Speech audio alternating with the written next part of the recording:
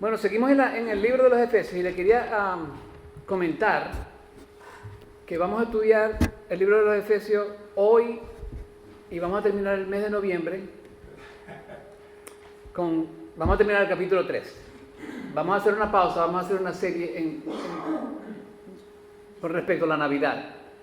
Y después en enero vamos a seguir los capítulos 4, 5 y 6. ¿Ok? Vamos a hacer una pausa por los holidays, para hablar un poquito de esa cosa. ¿Ok? Hoy nos vamos a pesar de que Víctor leyó los versículos del 7 al 10, nos vamos a enfocar en los versículos 10 y 11. ¿Ok? Y lo quise denominar este sermón, hasta los ángeles están involucrados. Hasta los ángeles están involucrados. Y quiero empezar con una pequeña historia. Esta pequeña historia se refiere a un señor llamado John Paton. ¿Okay? Él era un misionero en las Nuevas Hébridas. ¿Qué son Hébridas? Es un grupo de islas localizadas a la costa oeste de Escocia. ¿Okay? Él nos cuenta una historia sobre unos cuidados angelicales que recibió durante su vida. Dijo que una noche unos nativos salvajes rodearon a su casa, bailando frenéticamente y saltando arriba y abajo en la jungla, deseando matarlo a él y a su esposa. Se arrodillaron porque no tenía más remedio que arrodillarse y pedirle a Dios, dándose cuenta de que no había otra forma de protegerse. Esta gente eran caníbales, salvajes. O sea, se lo iban a comer vivo. Y ellos decidieron que tenían que orar. Poco después, todos los atacantes desaparecieron en la jungla. Todos se habían ido. Según el biógrafo de Patton, un año después, el jefe de la tribu se convirtió al cristianismo y John le preguntó en ese momento, bien esta pregunta: ¿qué pasó esa noche hace un año aproximadamente cuando tus nativos rodearon nuestro pequeño cobertizo allí en la arena, cerca de la playa, y de repente se fueron? Porque le pareció extraño eso. Y esto es lo que le dijo el jefe: bueno, debido a todos esos hombres que tenías contigo, nos fuimos. Dijo que habían visto hombres haciendo guardia, cientos de hombres grandes con ropas brillantes y espadas en sus manos, que rodeaban totalmente su casa. ¿Qué pasó? Dios había enviado a sus ángeles a proteger a John Paton y a su esposa. ¿Ok? Y eso, algo parecido pasó en la Biblia. En 2 de Reyes 6:15 nos muestra algo similar. Y se levantó de mañana y salió el que servía el varón de Dios, ese es Eliseo. El varón de Dios es Eliseo. Y aquí el ejército que tenía sitiada la ciudad, con gente de a caballo y carros. Entonces su criado le dijo: señor mío, ¿qué haremos? Él le dijo: no tengas miedo, porque más son los que están con nosotros que los que están con ellos. Increíble, Señor. Oró Eliseo y dijo: te ruego, oh Jehová, que abra sus ojos para que vea. Entonces Jehová abrió los ojos del criado y miró, y he aquí que el monte estaba lleno de gente de a caballo y de carros de fuego alrededor de Eliseo.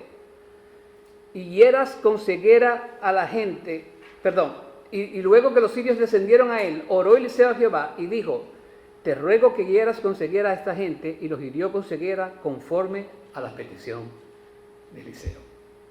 El siervo no podía ver las huestes angelicales que estaban alrededor de él. Eliseo oró y él pudo ver, como el señor Patton, todos esos ángeles que estaban ahí para protegerlo y para ganar la batalla por ellos. Entonces, ¿qué nos dice esto? Los ángeles están presentes alrededor, hermano. Usted no los puede ver, pero ellos están alrededor.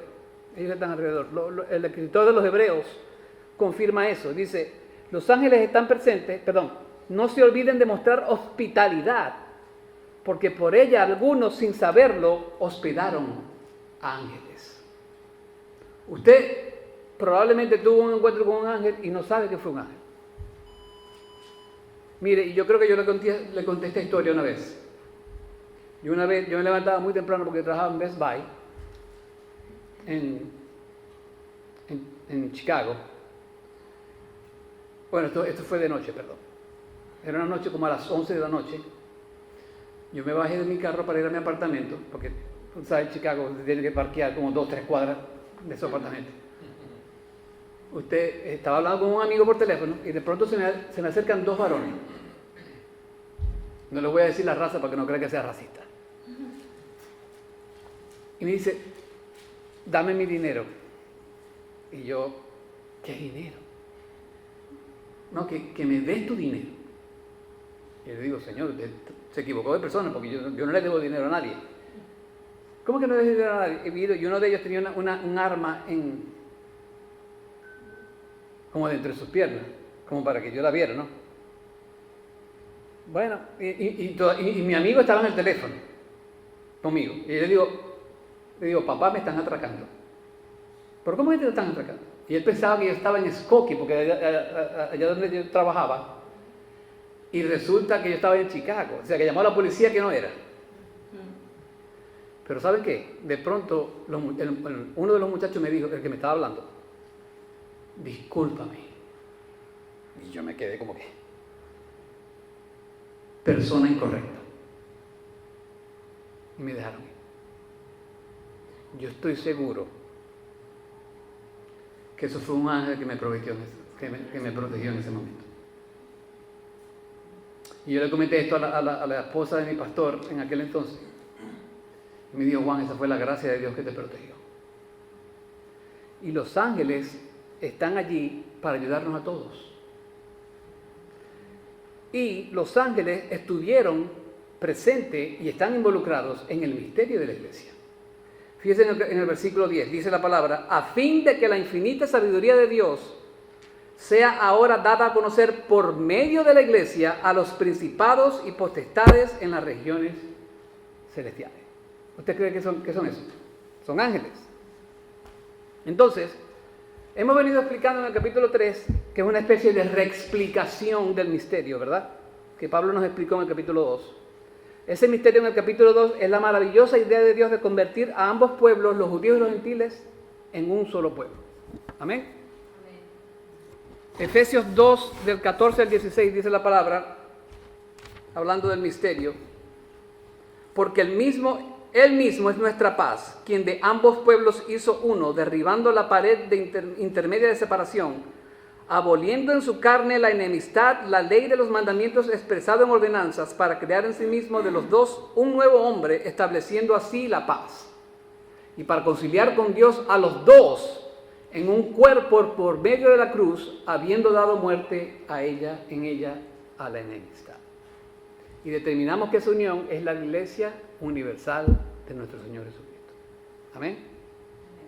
Ahora vamos a ver dos puntos aquí en este pasaje. Y es un mensaje comparativamente corto, pero me quería enfocar en eso, porque es interesante.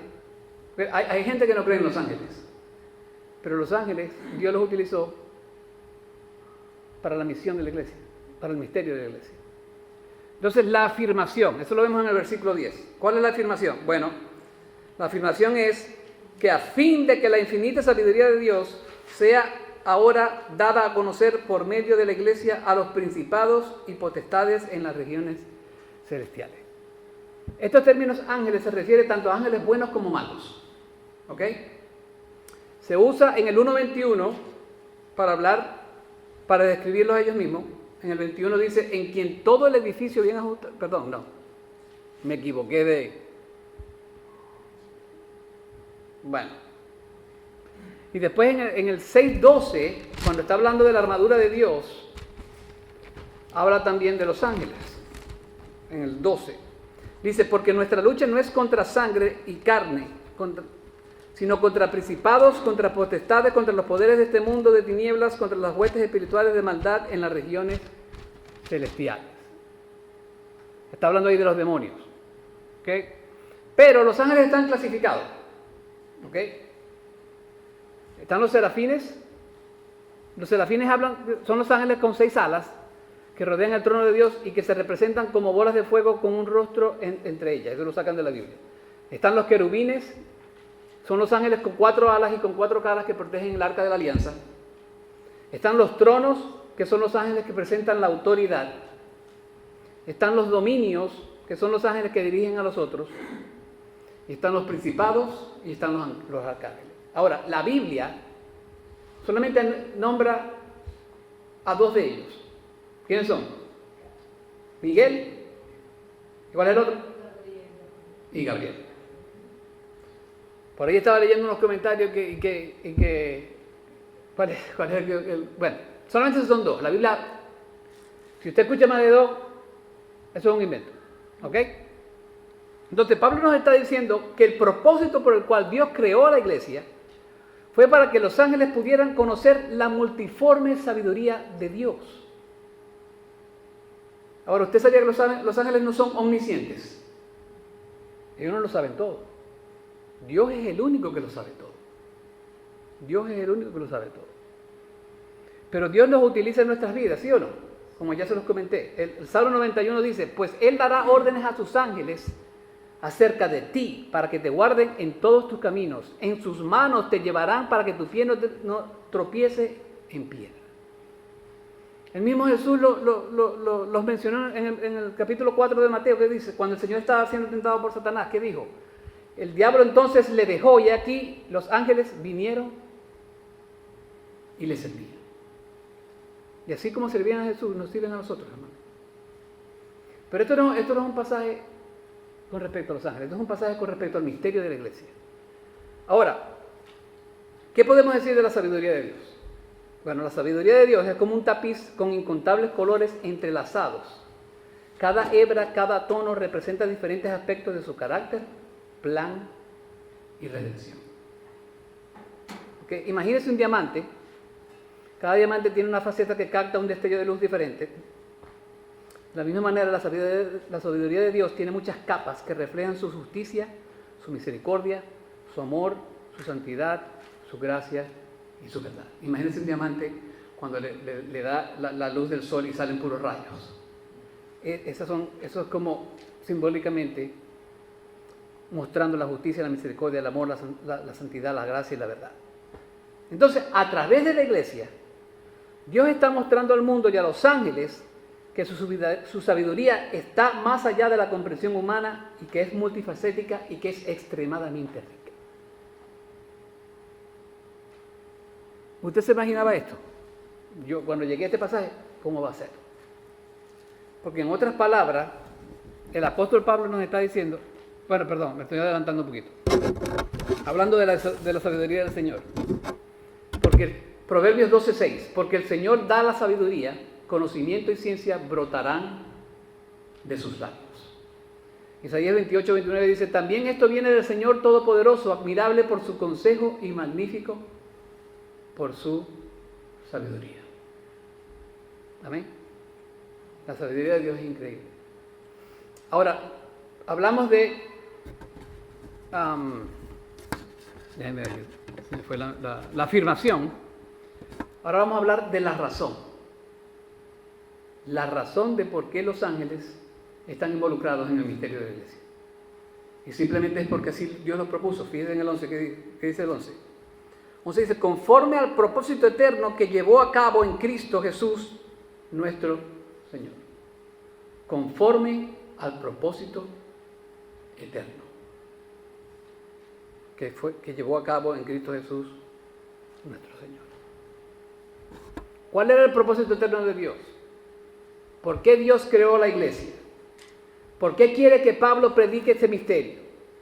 ¿Por qué llamó a Pablo el prisionero de este misterio? ¿Por qué dio el plan del misterio? Bueno, aquí nos lo dice, para que se cumpliera el propósito que era que los ángeles pudieran ver la sabiduría de Dios al mirar a la iglesia. Mire, yo no había visto eso de esa manera, eso es nuevo para mí. Porque a veces no le ha pasado que a veces lea la Biblia y como que la lea y como que no la analiza. Bueno, analizándolo, eso fue lo que nos está diciendo Pablo. Dios determinó desde antes de la fundación del mundo que los ángeles iban a estar involucrados en el misterio de la iglesia. El misterio estaba escondido, ahora ha sido revelado. Pero una pregunta aquí. Ustedes se preguntarán, ¿cómo un ángel caído alaba a Dios? No lo puede alabar. Pero Dios recibe la gloria por la sabiduría que se manifiesta en la iglesia, porque los demonios ven cuán estúpidos fueron al no creerle a Dios y darle la espalda. ¿Qué pasó con Satanás? Ezequiel 28. Dice, querubín protector de alas desplegadas. Yo te puse allí, estabas en el santo monte de Dios.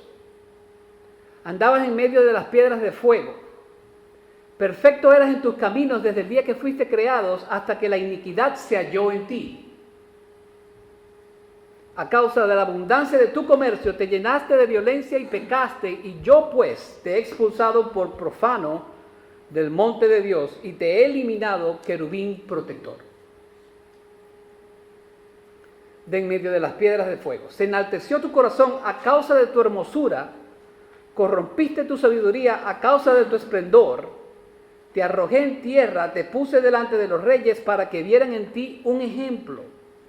Por la multitud de tus iniquidades, por la injusticia de tu comercio, profanaste tus santuarios.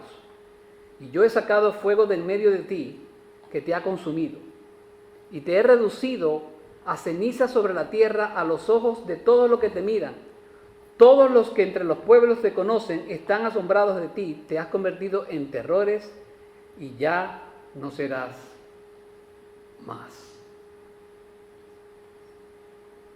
Ya no serás más. Fueron estúpidos. Y por ahí muchos teólogos dicen que cuando Satanás fue expulsado del cielo, él se llevó a un tercio de los ángeles.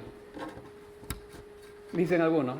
Y tiene sentido porque Satanás no está solo. Satanás no puede estar, él no es como Dios, él no es omnipresente. Tiene que tener a su, ¿cómo le llaman por ahí? A su sidekick. Mire, y el Señor Jesucristo confirma esto en Lucas 10:18.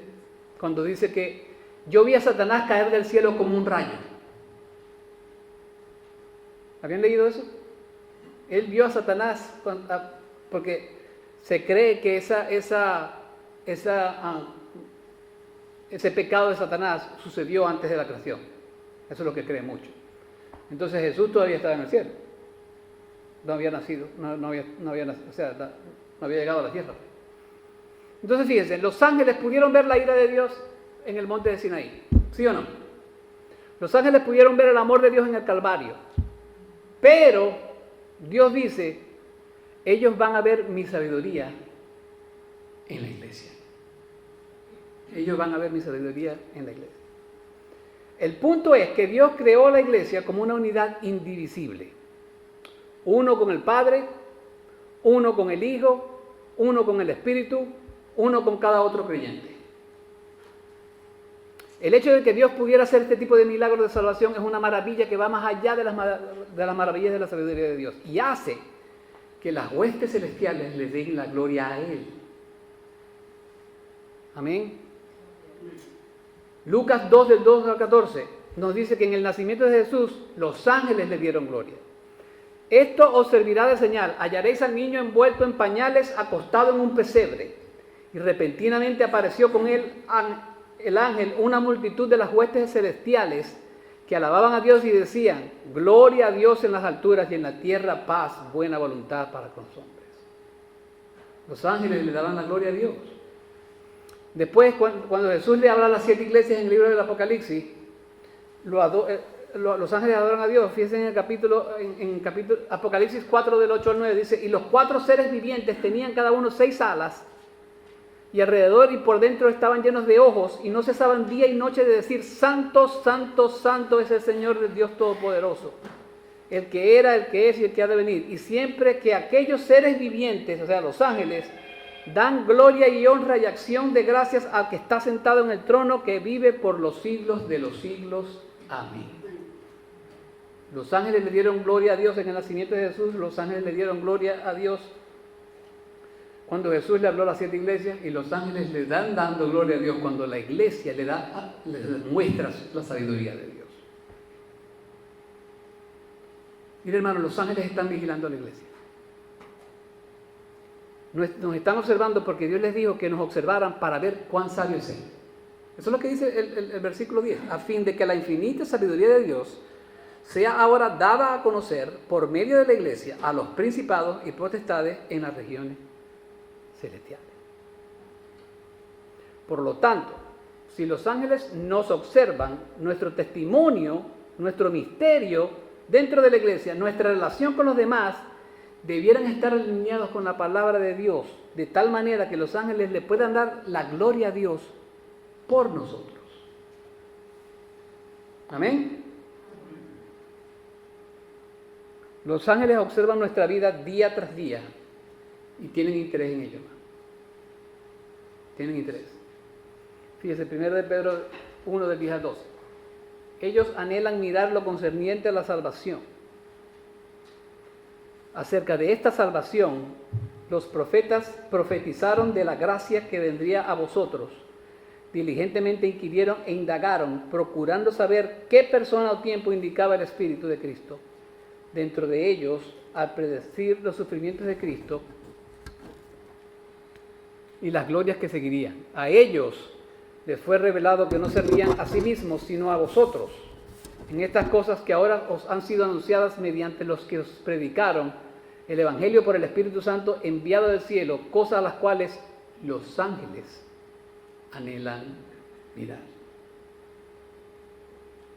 ¿Y qué nos dice Lucas 10? Los ángeles se gozan, hermano, cuando usted y yo venimos al Señor. Se gozaron. O se gozan cuando alguien viene al Señor. Lucas 15:10 dice, de la misma manera os digo, hay gozo en la presencia de los ángeles de Dios por un pecador que se arrepiente. O sea, cuando usted vino a Cristo, los ángeles se regocijaron. Entonces no debía haber ninguna duda del por qué Dios los utilizó en el misterio de la iglesia. Y por qué nosotros como iglesia, nuestra labor no es solo predicar el Evangelio, sino también, nos dice aquí Pablo, que le debemos demostrar a los ángeles la sabiduría de Dios. Porque ellos no lo saben todo. Ellos no lo saben todo. El pastor David Jeremiah escribe lo siguiente: cuando alguien cae de rodillas, se arrepiente de sus pecados y recibe la salvación, los ángeles pueden ver una imagen de la gracia de Dios. Cuando sacrificamos nuestros propios recursos y tiempos para servir a los demás, ellos pueden ver una imagen de la bondad de Dios reflejada a través de nosotros. Cuando defendemos la verdad y enfrentamos los peligros del pecado en nuestra cultura, los ángeles pueden ver un reflejo del celo y la pasión de Dios. ¿Qué está viendo el mundo en nuestra iglesia? ¿Está viendo bondad? ¿Está viendo misericordia? ¿Está viendo amor los unos con los otros? ¿O está viendo lo mismo que ellos experimentan en el mundo? Odio, rencor, peleando los unos con los otros, envidia. ¿Qué está viendo el mundo en nuestra iglesia? En la iglesia universal y en nuestra iglesia en particular. ¿Qué está viendo? Por eso que yo muchas veces le he dicho, hermano, que nosotros no podemos dejar que la iglesia se infecte por el mundo.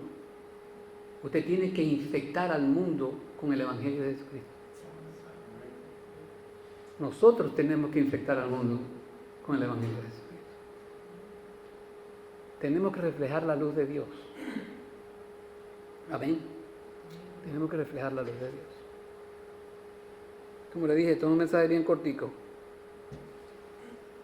Pero me gustaría hablar de varias cosas para terminar este mensaje.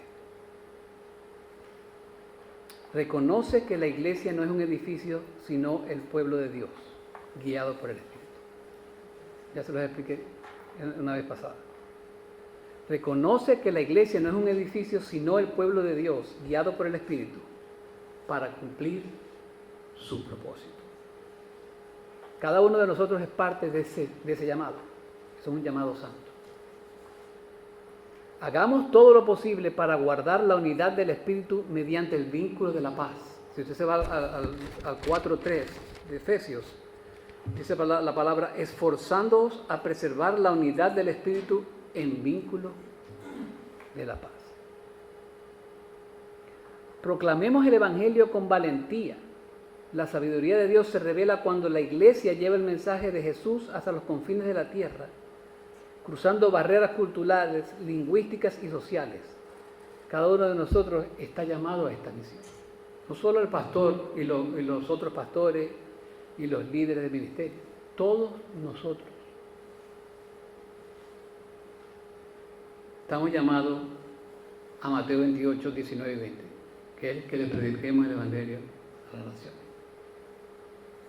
Seamos conscientes de que nuestra vida está en exhibición, no solo ante las personas, sino ante los reinos espirituales. Somos la prueba de la gracia de Dios, un testimonio vivo de su poder y sabiduría. ¿Sí o no? Seamos la iglesia del Dios viviente, columna y baluarte de la verdad. Entonces, hasta los ángeles estuvieron involucrados. Entonces, ¿cuál es la función de la iglesia? Debemos predicar el Evangelio. Y debemos, como dice el apóstol Pablo aquí, mostrarle la sabiduría de Dios a los ángeles. ¿Y cómo nosotros conocemos la sabiduría de Dios? A través de su palabra.